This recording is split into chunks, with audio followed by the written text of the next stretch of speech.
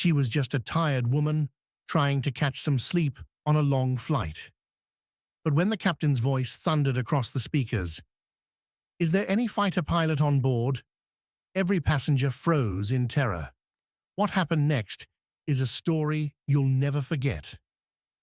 The journey began like any other. Passengers shuffled aboard with heavy luggage and heavier worries. Some were excited for new adventures, others anxious to get home. For Maya, it was neither. Her life back on the ground had been a storm of its own. Overworked, overlooked, carrying scars that no one else could see. She slumped into her seat, leaned her head against the window, and whispered to herself, "Just let me sleep." And for the first time in weeks, she did. Hours later, her rest was broken by a sound she never expected.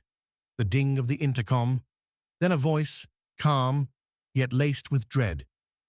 "Ladies and gentlemen, if there is any trained fighter pilot on board, please step forward." The cabin froze. A ripple of fear spread down the aisles. People whispered, "Why would a captain ask that? What's happening?" Some thought it was a medical emergency. Others thought of terrorism. Children began to cry. Adults tried to stay calm, but their eyes betrayed them.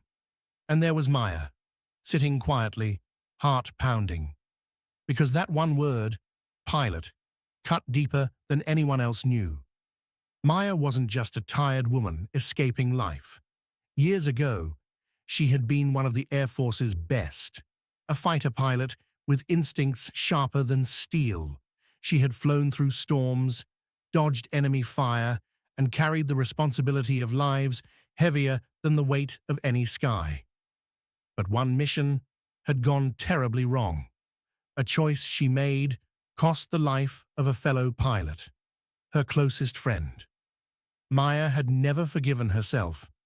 She left the military. She left the sky.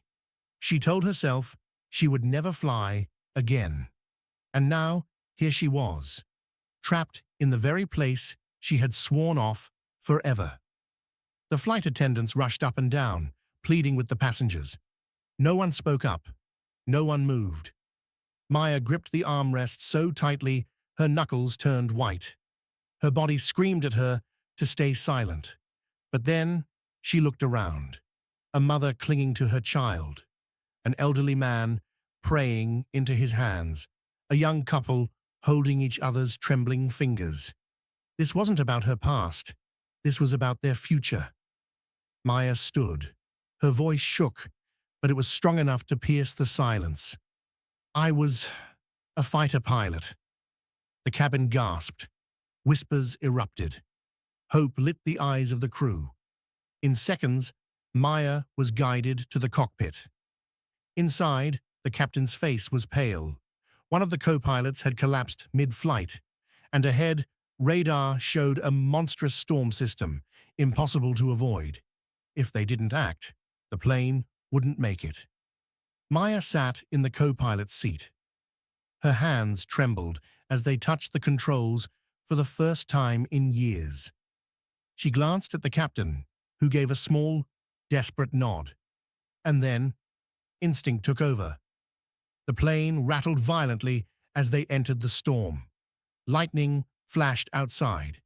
Turbulence threw passengers against their belts. Screams filled the cabin. Some prayed out loud, others clung to strangers they had just met.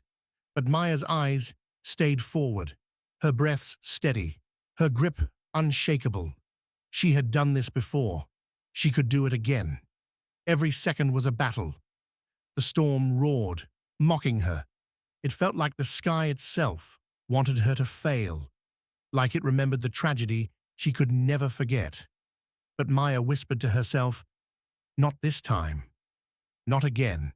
She maneuvered through violent winds, dodged lightning, steadied the aircraft as if she had never left the cockpit. And finally, after what felt like hours, the clouds broke. The sky cleared. The storm was behind them. The passengers erupted in applause and tears. Relief swept the cabin like sunlight. after a long night. When the plane finally landed, the passengers stood to their feet, clapping, crying, thanking her with trembling hands. The captain turned to Maya, his eyes filled with gratitude. "You didn't just save this plane, you saved yourself." Maya smiled, not the smile of someone who had escaped her past, but the smile of someone who had conquered it. For the first time in years, she felt free.